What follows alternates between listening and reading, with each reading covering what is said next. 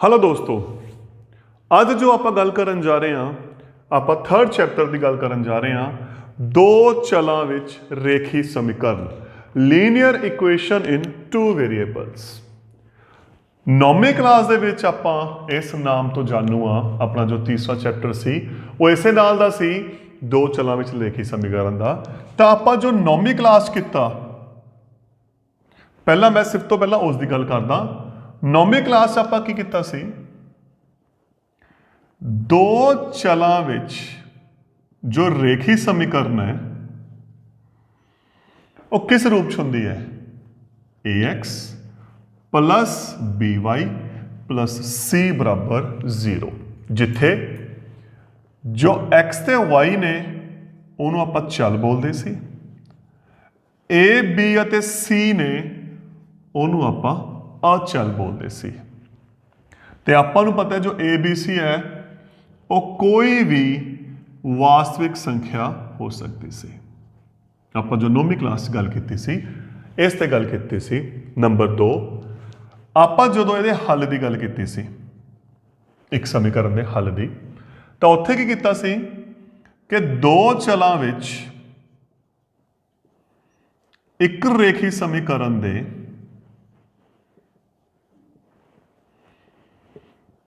ਅਨੇਕਾਂ ਜਾਂ ਅਨੰਤ ਅਣਗਿਣਤ ਹੱਲ ਹੁੰਦੇ ਹਨ। There are infinite solution of linear equation in two variables। Number 2, ਜਦੋਂ ਆਪਾਂ ਇਹਦੇ ਗ੍ਰਾਫ ਦੀ ਗੱਲ ਕੀਤੀ ਸੀ, ਆਲੇਖ ਦੀ ਗੱਲ ਕੀਤੀ ਸੀ, ਤਾਂ ਆਪਾਂ ਕੀ ਗੱਲ ਕੀਤੀ ਸੀ ਕਿ ਜੋ ਦੋ ਚਲਾਂ ਵਿੱਚ ਰੇਖੀ ਸਮੀਕਰਨ ਹੈ, ਜੋ ਉਸ ਦਾ ਗ੍ਰਾਫ ਹੈ, ਆਲੇਖ ਹੈ, ਉਹ ਇੱਕ सरल रेखा होंदा है, सरल रेखा होंदा है, स्ट्रेट लाइन। ਆਪਾਂ ਕੁਝ ਕੁਐਸਚਨਸ ਵੀ ਕੀਤੇ ਸੀ, ਮੈਂ ਥੋੜਾ ਜਿਹਾ ਰਿਵਾਈਜ਼ ਕਰ ਰਿਹਾ।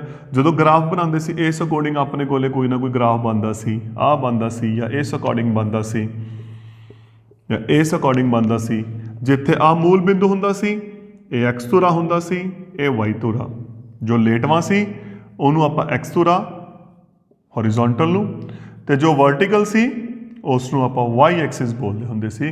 ਇਹ ਆਪਾਂ ਨੌਵੀਂ ਕਲਾਸ 'ਚ ਗੱਲ ਕੀਤੀ ਸੀ। ਉੱਥੇ ਆਪਾਂ ਹੱਲ ਕੱਢੇ ਸੀ, ਹਰੇਕ ਦੇ 2, 3 ਜਾਂ 4 ਹੱਲ ਕੀਤੇ ਸੀ। ਤਾਂ ਇਹ ਸੀ ਆਪਣੇ ਕੋਲ ਨੌਵੀਂ ਕਲਾਸ 'ਚ। ਫਰਕ ਕੀ ਹੈ, ਨੌਵੀਂ ਕਲਾਸ ਜਿਹੜੀ ਆਪਾਂ ਗੱਲ ਕੀਤੀ ਸੀ ਆਪਾਂ ਇੱਕ ਰੇਖੀ ਸਮੀਕਰਨ 'ਤੇ ਗੱਲ ਕੀਤੀ ਸੀ, ਇੱਕ।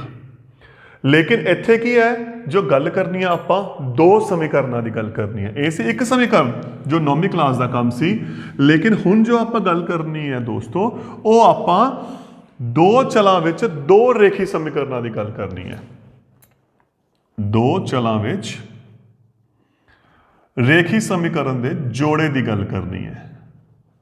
ਦਾ ਜੋੜਾ ਮਤਲਬ ਦੋ ਸਮੀਕਰਨਾਂ।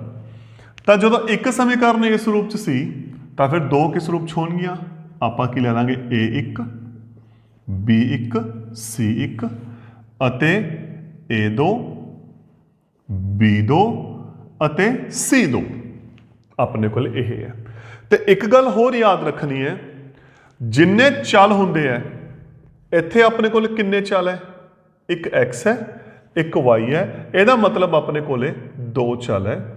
ਤਾਂ ਮੈਥ ਦੇ ਵਿੱਚ ਕੀ ਹੁੰਦਾ ਹੈ, ਜਿੰਨੇ ਚੱਲ ਹੁੰਦੇ ਆ ਉਨੀਆਂ ਸਮੀਕਰਨਾਂ ਚਾਹੀਦੀਆਂ ਹੱਲ ਕਰਨ ਦੇ ਲਈ। ਮਤਲਬ ਇਹਨਾਂ ਦੋਹਾਂ ਨੂੰ ਹੱਲ ਕਰਨ ਦੇ ਲਈ ਦੋ ਸਮੀਕਰਨਾਂ ਬਹੁਤ ਹੈ, ਤੇ ਦੋਹਾਂ ਨੂੰ ਹੱਲ ਕਰਕੇ ਆਪਾਂ x ਅਤੇ y ਦੀ ਕੀਮਤ ਕੱਢ ਸਕਦੇ ਹਾਂ। ਨੌਵੀਂ ਕਲਾਸ ਦੇਖੋ ਆਪਾਂ ਕੀ ਕਰਦੇ ਸੀ, ਆਪਾਂ ਕੀਮਤ ਭਰਦੇ ਹੁੰਦੇ ਸੀ, ਕਦੇ x ਨੂੰ 1 ਭਰਤਾ, ਕਦੇ 2 ਭਰਤਾ, ਕਦੇ 3 ਭਰਤਾ। ਲੇਕਿਨ ਇੱਥੇ ਨੂੰ ਆਪਾਂ ਪ੍ਰੋਪਰ ਹੱਲ ਕਰਾਂਗੇ। ਤੇ ਇਹਨੂੰ ਹੱਲ ਕਰਨ ਦੇ ਲਈ ਆਪਣੇ ਕੋਲੇ 4 ਵਿਧੀਆਂ ਨੇ ਆਪਣੇ ਸਿਲੇਬਸ ਦੇ ਵਿੱਚ ਜੋ ਆਪਾਂ ਗੱਲ ਕਰਨੀ ਹੈ। ਸਭ ਤੋਂ ਪਹਿਲੀ ਵਿਧੀ ਆਲੇਖ ਵਿਧੀ, ਜਿਸ ਨੂੰ ਬੋਲਦੇ ਆ ਗ੍ਰਾਫਿਕਲ ਮੈਥਡ।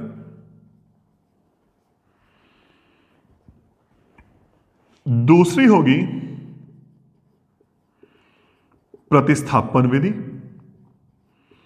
ਜਿੱਥੇ ਆਪਾਂ ਗੱਲ ਕਰਨੀ ਹੈ ਜਿਸ ਨੂੰ ਬੋਲਦੇ ਆ ਸਬਸਟੀਟਿਊਸ਼ਨ ਮੈਥਡ। तीसरी विधि है विलोपन विधि, ਜਿਸ ਨੂੰ ਆਪਾਂ ਬੋਲਦੇ ਆ ਐਲੀਮੀਨੇਸ਼ਨ ਮੈਥਡ। ਚੌਥੀ ਵਿਧੀ ਜੋ ਹੈ ਆਪਣੇ ਕੋਲੇ तिरछी गुना विधि, क्रॉस मल्टीप्लिकेशन मैथड।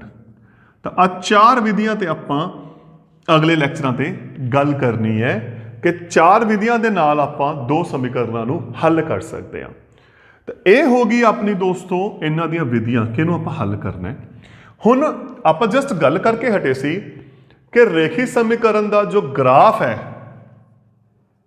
आलेख है, वो की है, एक सरल रेखा है ना, एक सरल रेखा है।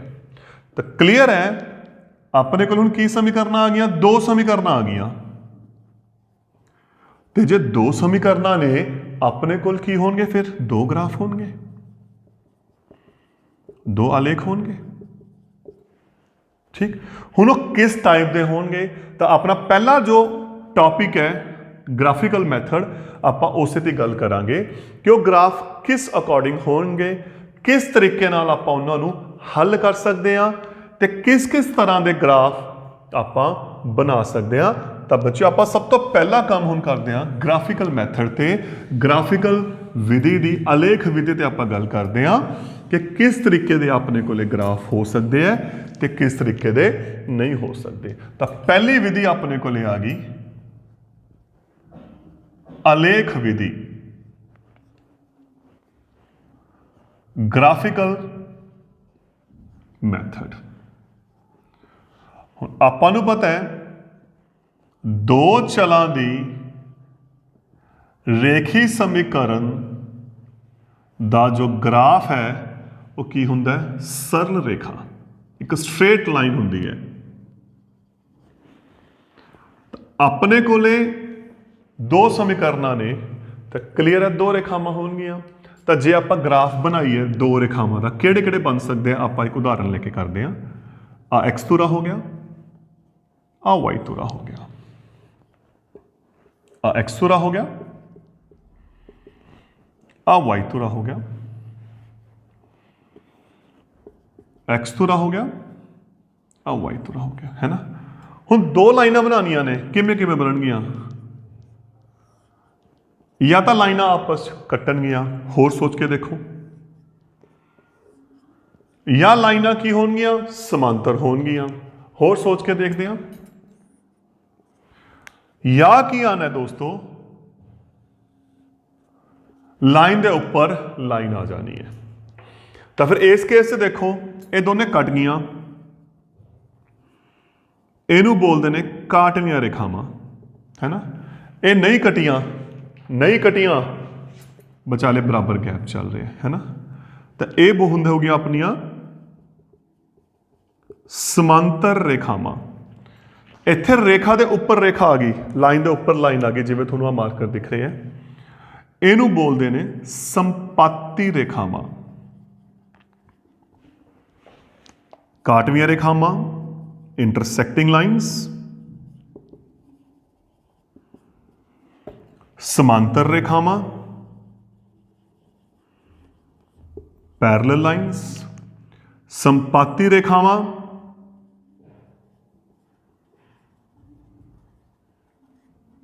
Coincident lines. तो ये हो गई रेखावां, मतलब जो ग्राफ है या इस टाइप का बनना है, या इस टाइप का बनना है, या इस टाइप का बनना है। हुण आपां गल करदे हां हल दी, क्योंकि आप इस तो पहले गल की सी कि ग्राफिकल विधि नाल आपां समीकरणों नूं हल कर सकते हैं। हल तो जो गल याद रखनी है, की याद रखनी है, जिन्ने काट बिंदु होणगे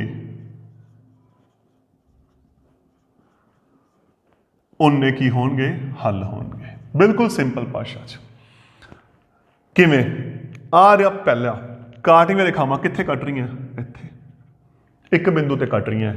तो यदा मतलब जिहड़ा इहदा हल है, एक हल है जिसनूं आपां बोलदे हां विलखण हल है,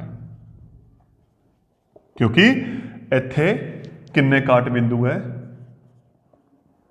एक काट बिंदु है। तो जे एक काट बिंदु है तो यदा मतलब उहदा इक्को ही हल है।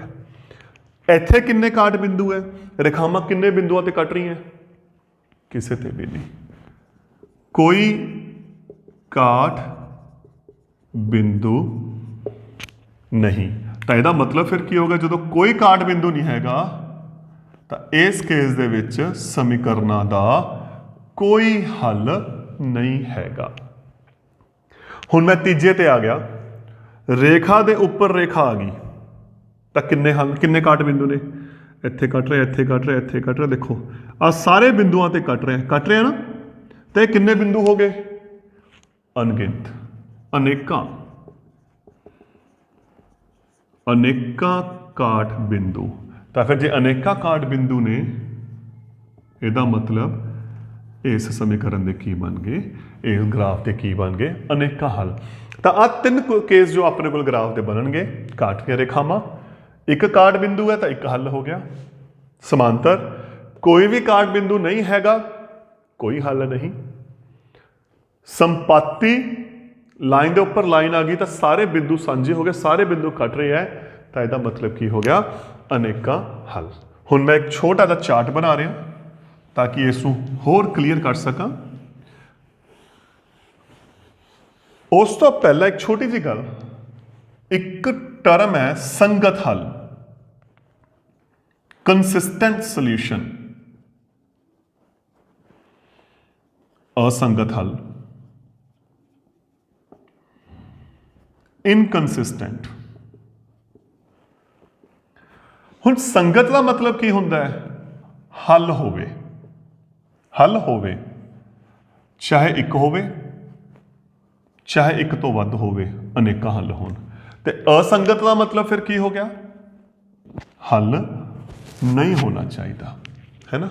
तो फिर जो आप इनू कंपाइल करिए तो अपने को देखो की बन गया, जो समीकरणा दे, रेखी समीकरणा दे जो हल ने वो अपने को किस किस कैटेगरी च आ रहे ने। सब तो पहला तो हो गया संगत हल,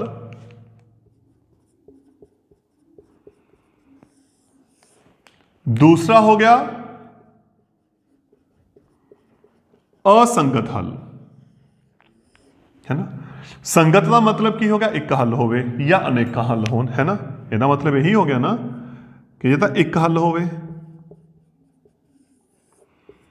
या अनेका हल होन, अनगिनत हल होन। तो ਇਹਦਾ मतलब हो गया कोई हल नहीं। तो ਆਪਾਂ ਇਸ ਤੋਂ ਪਹਿਲਾਂ ग्राफ की गल की सी, एक हल ते ਕਿਹੜਾ ग्राफ बनता सी, काटवीं रेखावां, अनेकां ते संपाती रेखावां, कोई हल नहीं ते समांतर रेखावां।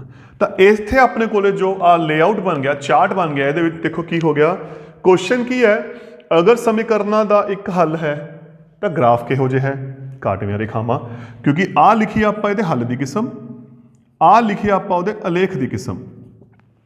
या जे ग्राफ काटवीं रेखावां ने तो उहदा की हल है, जे संपाती रेखावां ने तो उहदा हल किहो जिहा, अनेका, जे अनेका हल है तो उहदा ग्राफ किहो जिहा, संपाती रेखावां। अगर समांतर रेखावां ने उहदा हल किहो जिहा, अगर कोई हल नहीं तो उहदा ग्राफ किहो जिहा। तो ये सी अपनी ग्राफ बारे जानकारी। हुण आपां ग्राफ के क्वेश्चनों बारे चर्चा करते हैं। पिछले पार्ट से जो आप गल की सी, आपां रेखी समीकरणों की इंट्रोडक्शन की गल की सी, हल करने दी विधियां बारे गल की सी, ते उस दे ग्राफिकल सोल्यूशन बारे गल की सी। इस पार्ट जो आप गल कर रहे हैं, आप ग्राफ के क्वेश्चन की गल कर रहे हैं, जो बहुत इंपॉर्टेंट टॉपिक है। तो एक उदाहरण लेके चल रहे हैं, समीकरण 2x + y = 4 ਅਤੇ 3x - 2y = 6 ਨੂੰ ਆਲੇਖ ਵਿਧੀ ਨਾਲ, ਗ੍ਰਾਫਿਕਲ ਮੈਥਡ ਨਾਲ हल करो। तो सब तो वधिया तरीका, कल्ली कल्ली समीकरण हल करो। पहला मैं पहली समीकरण लिख रहा, जो पहली समीकरण है अपने को वो केड़ी है, 2x + y = 4।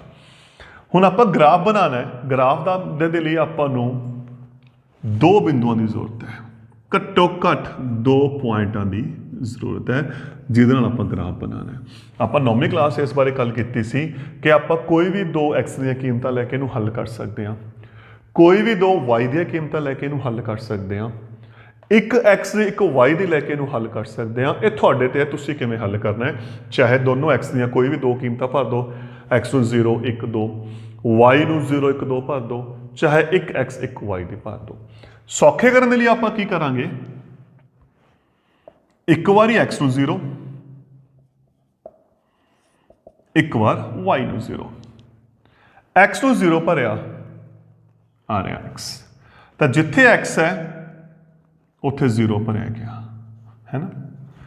2 ਦੀ 0 ਨਾਲ ਗੁਣਾ ਕੀਤੀ 0, 0 + y = 4, ਤਾਂ 0 ਖਤਮ, ਤਾਂ y ਕੀ ਆ ਗਿਆ 4।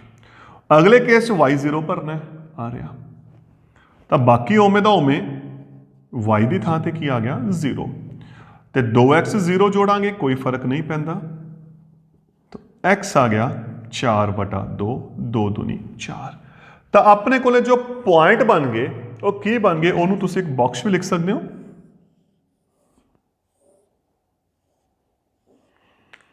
XY ਪਹਿਲੀ ਸਮੀਕਰਨ 'ਚ ਜੋ ਹੱਲ ਕੀਤੀ ਹੈ, x ਕਿੰਨਾ 0, y ਕਿੰਨਾ 4, ਦੂਜੀ ਦੇ ਵਿੱਚ y 0, x ਕਿੰਨਾ ਆ ਗਿਆ 2। ਠੀਕ, ਤਾਂ ਕੀ ਕਰਨਾ ਹੈ, ਇਸ ਨੂੰ ਪਹਿਲਾਂ ਹੱਲ ਕਰੋ, ਗ੍ਰਾਫ ਬਣਾਓ। ਗ੍ਰਾਫ ਪੇਪਰ ਤੁਹਾਡੇ ਕੋਲ ਹੈਗੇ ਨੇ, 0 x x dash y y dash, ਹੈ ਨਾ। x ਦੀ ਕੀਮਤ ਦੇਖੋ 2 ਤੱਕ ਚਾਹੀਦੀ ਹੈ, ਪਲੱਸ ਸੱਜੇ ਪਾਸੇ 1 2, y ਦੀ ਕੀਮਤ ਵੱਧੋ ਵੱਧ 4 ਹੈ, 1 2, ਬਰਾਬਰ ਅੰਤਰਾਲ ਤੇ ਆਪਾਂ ਕੀ ਕਰਾਂਗੇ, ਗ੍ਰਾਫ ਲੈ ਕੇ ਚੱਲਾਂਗੇ, ਹੈ ਨਾ। ਹੁਣ ਆ ਹੋ ਗਿਆ ਪਹਿਲਾ ਪੁਆਇੰਟ, x 0 ਇੱਥੇ। ਹਮੇਸ਼ਾ ਜਦੋਂ ਪੁਆਇੰਟ ਲਾਣਾ ਇੱਥੋਂ ਸ਼ੁਰੂ ਕਰਨਾ 0 ਤੋਂ, ਆਪਾਂ ਇੱਥੇ ਖੜੇ ਹਾਂ, x 0 ਹੋ ਗਿਆ ਜੀ, y 4, ਆਪਾਂ ਉੱਪਰ ਗਏ, ਇੱਥੋਂ ਉੱਪਰ ਗਏ 1 2 3 4, ਤਾਂ ਆਹ ਪੁਆਇੰਟ ਕੀ ਆ ਗਿਆ ਆਪਣਾ 0 4। ਹੁਣ ਦੁਬਾਰਾ ਆਪਾਂ ਇੱਥੇ ਆ ਗਏ, ਆਪਣਾ ਪੁਆਇੰਟ ਕੀ ਹੈ 2 0, x 2 ਇੱਧਰ, y 0, ਤਾਂ ਇਹਦਾ ਮਤਲਬ ਇੱਥੇ ਹੋ ਗਿਆ। ਇਹ ਹੋ ਗਿਆ ਆਪਣਾ ਪੁਆਇੰਟ। ਸਕੇਲ ਲਓ,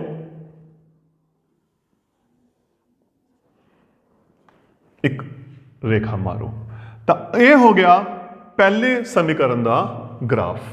ਹੁਣ ਆਪਾਂ ਦੂਸਰੇ ਤੇ ਚੱਲਦੇ ਹਾਂ। ਦੂਜੀ ਸਮੀਕਰਨ ਹੈ ਜੋ ਆਪਣੀ, ਉਹ ਹੈਗੀ ਆ 3x - 2y = 6। ਤਾਂ ਸਭ ਤੋਂ ਪਹਿਲਾਂ ਆਪਾਂ ਕੀ ਕਰਾਂਗੇ, x ਨੂੰ 0 ਭਰਾਂਗੇ। ਜੇ x ਕਿਹਦੇ ਬਰਾਬਰ ਆ ਗਿਆ 0 ਦੇ, ਤਾਂ ਜਿੱਥੇ x ਹੈ ਉੱਥੇ 0 ਭਰਿਆ ਗਿਆ। 3 ਦੀ 0 ਨਾਲ ਗੁਣਾ ਕੀਤੀ 0, - 2y = 6, 0 ਨਾਲ ਕੋਈ ਫਰਕ ਨਹੀਂ ਪੈਂਦਾ। ਹੁਣ ਇੱਥੇ ਜੋ ਸਭ ਤੋਂ ਵੱਡੀ ਗੱਲ, -2 ਦੀ y ਨਾਲ ਗੁਣਾ ਹੈ ਤਾਂ ਉਹ ਇਹ ਵੰਡ ਹੋਣੀ ਹੈ। ਇੱਥੇ ਸਭ ਤੋਂ ਇੰਪੋਰਟੈਂਟ ਗੱਲ, 2 ਤੀਆ 6, ਮਾਈਨਸ ਦਾ ਨਿਸ਼ਾਨ ਉੱਪਰ ਸ਼ਿਫਟ ਹੋ ਗਿਆ, ਤਾਂ y ਕਿੰਨਾ ਆ ਗਿਆ -3। ਦੂਸਰੀ, ਜੇ ਆਪਾਂ y ਨੂੰ 0 ਭਰਾਂਗੇ, ਆ ਰਿਹਾ y, ਤਾਂ y ਦੀ ਥਾਂ ਤੇ ਕੀ ਆ ਗਿਆ 0, y ਨੂੰ 0 ਨਾਲ ਗੁਣਾ ਕੀਤੀ 0, 3x ਚੋਂ 0 ਘਟਾਵਾਂਗੇ ਕੋਈ ਫਰਕ ਨਹੀਂ ਪੈਣਾ, 3 ਨਾਲ ਉਧਰ ਜਾ ਕੇ ਕੀ ਹੋ ਗਈ ਵੰਡ, 6/3, 3 ਦੂਣੀ 6। ਤਾਂ ਇਹ ਆ ਗਿਆ ਆਪਣੇ ਕੋਲੇ ਦੂਸਰਾ, ਜਿਸ ਦੇ ਆਪਾਂ ਬਿੰਦੂਆਂ ਤੇ ਗੱਲ ਕਰਦੇ ਹਾਂ, x y। ਪਹਿਲੇ ਕੇਸ 'ਚ x 0, y -3, ਦੂਜੇ ਕੇਸ 'ਚ y 0, x 2। ਤਾਂ ਹੁਣ ਜਦੋਂ ਆਪਾਂ ਗ੍ਰਾਫ ਤੇ ਚੱਲ ਰਹੇ ਹਾਂ, ਦੇਖੋ ਆਪਾਂ ਨੂੰ ਕੀ ਚਾਹੀਦਾ, 0 ਤੇ -3, ਹੈ ਨਾ। 0 ਇੱਥੇ ਖੜੇ ਆ ਆਪਾਂ, -3 ਆ ਗਿਆ ਨੀਚੇ y, -1 -2 -3, ਤਾਂ y ਆਪਣੇ ਕੋਲੇ ਇੱਥੇ ਆ ਗਿਆ। ਇਹ ਪੁਆਇੰਟ ਹੋ ਗਿਆ 0 -3। ਹੁਣ ਅਗਲਾ ਪੁਆਇੰਟ ਹੈ 2 0, ਆਪਾਂ ਇੱਥੇ ਖੜੇ ਹਾਂ, 2 ਇੱਥੇ 0, ਤਾਂ ਫਿਰ ਇਹਦਾ ਹੀ ਪੁਆਇੰਟ ਆ ਗਿਆ। ਦੋਨਾਂ ਨੂੰ ਮਿਲਾਇਆ, ਤਾਂ ਜਿੱਥੇ ਇਹ ਕੱਟ ਰਿਹਾ ਹੈ, ਇਹ ਕਿਹੜੇ ਬਿੰਦੂ ਤੇ ਕੱਟ ਰਿਹਾ ਹੈ, ਇਸ ਬਿੰਦੂ ਤੇ। ਇਹ ਇਹਨਾਂ ਦਾ ਹੱਲ ਹੋ ਗਿਆ। ਤਾਂ ਇਸ ਬਿੰਦੂ ਤੇ x ਕਿੰਨਾ 2, y ਕਿੰਨਾ 0, ਤਾਂ ਇਹ ਹੋ ਗਿਆ ਇਸ ਗ੍ਰਾਫ ਦਾ ਹੱਲ। ਕਿਉਂਕਿ ਇਹ ਕਾਟਵੀਆਂ ਰੇਖਾਵਾਂ ਬਣ ਗਈਆਂ, ਜਿਹੜਾ ਕਾਟ ਬਿੰਦੂ ਹੈ ਉਹ ਇਹਦਾ ਕੀ ਹੋ ਗਿਆ, ਹੱਲ ਹੋ ਗਿਆ। ਹੁਣ ਆਪਾਂ ਅਗਲੇ ਉਦਾਹਰਨ ਤੇ ਗੱਲ ਕਰਦੇ ਹਾਂ। ਸਮੀਕਰਨਾਂ x + 2y = 4 ਅਤੇ x + y = 3 ਨੂੰ ਆਲੇਖ ਵਿਧੀ ਨਾਲ ਹੱਲ ਕਰੋ। ਪਹਿਲੀ ਸਮੀਕਰਨ x + 2y = 4, ਤਾਂ ਕੀ ਕਰਾਂਗੇ, x ਨੂੰ 0 ਭਰੋ ਪਹਿਲਾਂ। ਅਗਰ x 0 ਹੈ, ਜਿੱਥੇ x ਉਹਦੀ ਥਾਂ ਤੇ ਕੀ ਆ ਗਿਆ 0 + 2y = 4। 0 ਨਾਲ ਜੋੜਿਆ ਕੋਈ ਫਰਕ ਨਹੀਂ ਪੈਂਦਾ। ਹੁਣ ਆ 2 ਦੀ ਉਧਰ ਜਾ ਕੇ ਕੀ ਹੋ ਗਈ ਵੰਡ, ਕਿਉਂਕਿ ਇੱਧਰ ਕੀ ਹੈ ਗੁਣ ਹੈ। 4 ਨੂੰ 2 ਨਾਲ ਵੰਡਿਆ 2 ਦੂਣੀ 4। ਤਾਂ ਦੂਸਰੇ ਦੇ ਲਈ ਕੀ ਕਰਾਂਗੇ ਆਪਾਂ, ਜੇ y ਬਰਾਬਰ ਹੈ 0 ਤਾਂ ਜਿੱਥੇ y ਹੈ ਆ ਰਿਹਾ ਉੱਥੇ ਆਪਣਾ 0 ਭਰਿਆ ਜਾਊਗਾ। ਉਹਨੂੰ ਕੀਮਤ ਜਦੋਂ ਭਰਨੀ ਹੈ ਬ੍ਰੈਕਟ 'ਚ ਭਰਨ ਦੀ ਕੋਸ਼ਿਸ਼ ਕਰਿਆ ਕਰੋ। 2 ਦੀ 0 ਨਾਲ ਗੁਣਾ ਕੀਤੀ 0, ਤਾਂ x 0 ਜੋੜੀਏ ਕੋਈ ਫਰਕ ਨਹੀਂ ਪੈਂਦਾ। ਤਾਂ ਆਪਣੇ ਕੋਲੇ ਆ ਗਿਆ x = 4। ਹੁਣ ਬਿੰਦੂ ਲਿਖੀਏ, ਪਹਿਲਾ x ਪਹਿਲਾ y। ਪਹਿਲੇ ਪਾਰਟ ਦੇ ਵਿੱਚ x 0 y 2, ਦੂਸਰੇ ਪਾਰਟ 'ਚ y 0 x 4। ਤਾਂ ਇਹ ਹੋ ਗਿਆ ਆਪਣਾ ਪਹਿਲਾ ਪੁਆਇੰਟ ਅਤੇ ਦੂਸਰਾ ਪੁਆਇੰਟ। ਆਪਾਂ ਇਹਦਾ ਗ੍ਰਾਫ ਬਣਾਉਂਦੇ ਹਾਂ ਕੱਲਾ ਕੱਲਾ ਕਰਕੇ। ਲੇਟਵਾਂ x ਤੁਰਾ, ਖੜਮੇ ਲੋਟ y ਤੁਰਾ। ਹੁਣ ਆਪਾਂ ਨੂੰ ਦੇਖੋ ਕੀ ਚਾਹੀਦਾ। x ਦੀ ਕੀਮਤ 0 ਤੇ 4 ਹੈ, 1 2 3 4। y ਦੀ ਕੀਮਤ 2 ਤੱਕ ਹੈ, ਤਾਂ ਕਿ ਆਪਾਂ ਨੂੰ ਆਈਡੀਆ ਮਿਲ ਜਾਏ ਨਾ ਆਪਾਂ ਕਿੱਥੇ ਕਿੱਥੇ ਲਗਾਉਣਾ ਹੈ। ਜਦੋਂ ਪੁਆਇੰਟ ਲਗਾਉਣੇ ਆ ਇੱਥੋਂ, ਜੋ ਗ੍ਰਾਫ ਦੀ ਗੱਲ ਕਰਨੀ ਹੈ ਆਪਾਂ ਇੱਥੇ ਖੜੇ ਹਾਂ। x 0 ਠੀਕ, y 2, y + ਦਾ 2 ਕਿੱਧਰ ਹੈ ਆਪਣੇ ਕੋਲੇ ਆ ਰਿਹਾ y 2, ਤਾਂ ਇਹ ਪੁਆਇੰਟ ਆ ਗਿਆ 0 2। ਨੈਕਸਟ x ਕਿੰਨਾ 4, ਇੱਥੇ ਖੜੇ ਹਾਂ x 4 y 0 ਠੀਕ। ਤਾਂ ਕੀ ਕਰਾਂਗੇ, ਦੋਹਾਂ ਨੂੰ ਮਿਲਾਵਾਂਗੇ ਫੱਟੇ ਦੇ ਨਾਲ। ਇਹ ਆ ਗਿਆ ਆਪਣਾ ਪਹਿਲਾ ਗ੍ਰਾਫ। ਹੁਣ ਆਪਾਂ ਅਗਲੀ ਸਮੀਕਰਨ ਦੀ ਗੱਲ ਕਰਦੇ ਹਾਂ। ਅਗਲੀ ਸਮੀਕਰਨ ਕੀ ਕਹਿ ਰਹੀ ਹੈ, x + y = 3। ਤਾਂ ਹੱਲ ਕਰਨ ਦੇ ਲਈ ਕੀ ਕਰਾਂਗੇ, ਇੱਕ ਵਾਰੀ x 0, x ਨੂੰ 0 ਭਰਿਆ 0 + y = 3। 0 ਨਾਲ ਕੋਈ ਫਰਕ ਨਹੀਂ ਪੈਂਦਾ। y ਕਿੰਨਾ ਆ ਗਿਆ 3। ਦੂਸਰੀ ਵਾਰ ਕੀ ਕੀਤਾ, ਫਿਰ y ਨੂੰ 0 ਭਰਿਆ। ਤਾਂ ਜਦੋਂ y 0 ਭਰਿਆ x + 0 = 3 ਜੋੜ ਦਾਂਗੇ, ਕੋਈ ਫਰਕ ਨਹੀਂ ਪੈਂਦਾ। ਹੁਣ ਆਪਾਂ ਪੁਆਇੰਟ ਲਿਖਦੇ ਹਾਂ, ਪਹਿਲਾਂ x ਫਿਰ y। x 0 y 3, y 0 x 3। ਤਾਂ ਪਹਿਲਾ ਪੁਆਇੰਟ ਬਣ ਗਿਆ 0 3, ਦੂਜਾ ਪੁਆਇੰਟ ਬਣ ਗਿਆ 3 0। ਤਾਂ ਪੁਆਇੰਟ ਲਗਾਉਣ ਦੇ ਲਈ ਆਪਾਂ ਇੱਥੇ ਖੜੇ ਹਾਂ। x 0 y 3 ਹੈ, ਤਾਂ ਇਹਦਾ ਮਤਲਬ ਆਪਾਂ ਨੂੰ ਇੱਕ ਪੁਆਇੰਟ ਹੋਰ ਲਗਾਉਣਾ ਪੈਣਾ 3 ਦਾ ਉਸੇ ਅੰਤਰਾਲ ਤੇ। ਤੇ ਇੱਥੇ ਹੋ ਗਿਆ 0 3। ਦੂਸਰੇ ਪੁਆਇੰਟ ਲਈ ਆਪਾਂ ਇੱਥੇ ਖੜੇ ਹਾਂ 3 0, x 3 ਆ ਗਿਆ, y 0 ਹੈ ਆ ਗਿਆ। ਤਾਂ ਆਹ ਪੁਆਇੰਟ ਹੋ ਗਿਆ 3 0। ਹੁਣ ਆਪਾਂ ਕੀ ਕਰਾਂਗੇ, ਇੱਥੇ ਆਪਾਂ ਇਹਨੂੰ ਮਿਲਾਵਾਂਗੇ।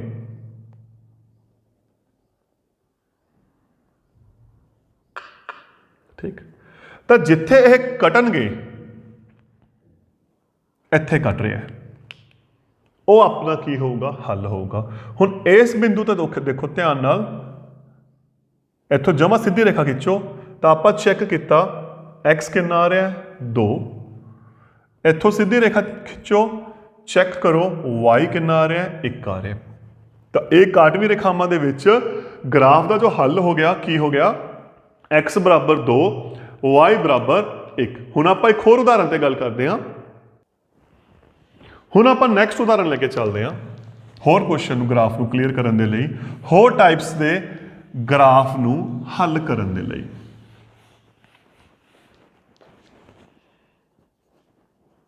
ਸਮੀਕਰਨਾਂ 2x + y - 4 = 0 ਅਤੇ 4x + 2y - 8 = 0 ਨੂੰ ਆਲੇਖ ਵਿਧੀ ਨਾਲ ਹੱਲ ਕਰੋ।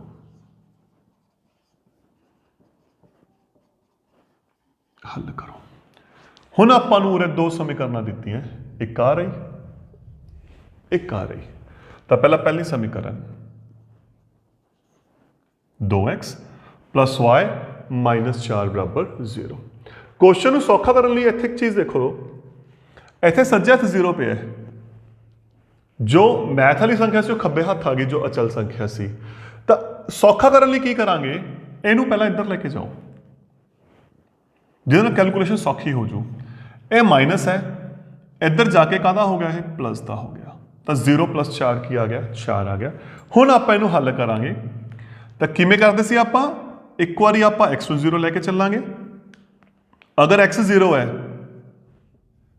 0 + y बराबर 4, 2 ਦੀ 0 ਨਾਲ ਗੁਣਾ ਕੀਤੀ 0 + y बराबर 4 ਤੇ y ਕਿੰਨਾ ਆ ਗਿਆ, 4 ਆ ਗਿਆ।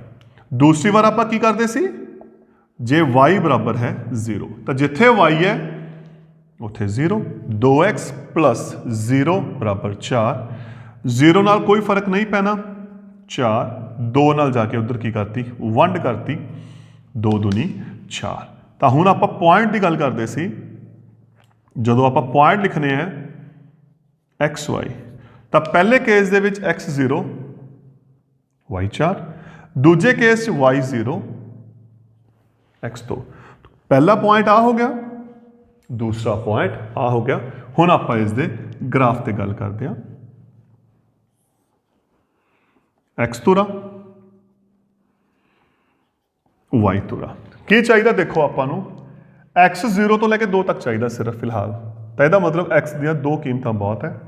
y ਆਪਾਂ ਨੂੰ 4 ਤੱਕ ਚਾਹੀਦਾ, ਇੱਕ ਬਰਾਬਰ ਅੰਤਰਾਲ ਤੇ ਆਪਾਂ ਗ੍ਰਾਫ ਬਣਾਇਆ। ਹੁਣ ਪਹਿਲਾ ਪੁਆਇੰਟ ਕੀ ਕਹਿ ਰਿਹਾ ਹੈ, ਇੱਥੇ ਖੜੇ ਆ ਆਪਾਂ ਕਿਉਂਕਿ ਆਪਾਂ ਗ੍ਰਾਫ ਇੱਥੋਂ ਸ਼ੁਰੂ ਕਰਨਾ ਹੈ। x 0 ਇੱਥੇ ਹੈ, y 4, ਤਾਂ ਪਹਿਲਾ ਪੁਆਇੰਟ ਆ ਗਿਆ 0 4।